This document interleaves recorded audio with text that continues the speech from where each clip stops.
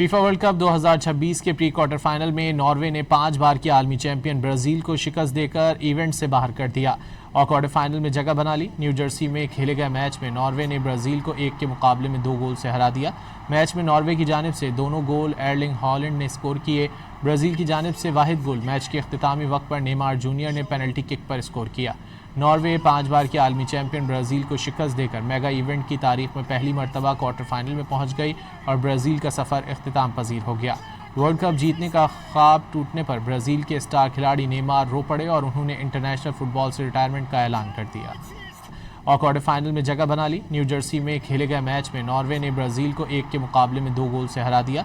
Match में Norway की जानिब से दोनों गोल एर्लिंग हॉलैंड ने स्कोर किए। ब्राजील की जानिब से वाहिद गोल मैच के इख्तितामी वक्त पर नेमार जूनियर ने पेनल्टी किक पर स्कोर किया। नॉर्वे 5 बार के आलमी चैंपियन ब्राजील को शिकस्त देकर मेगा इवेंट की तारीख में पहली मरतबा क्वार्टर फाइनल में पहुंच गई और ब्राजील का सफ़र इख्तिताम पजीर हो गया। वर्ल्ड कप जीतने का ख्वाब टूटने पर ब्राजील के स्टार खिलाड़ी नेमार रो पड़े और उन्होंने इंटरनेशनल फुटबॉल से रिटायरमेंट का ऐलान कर दिया।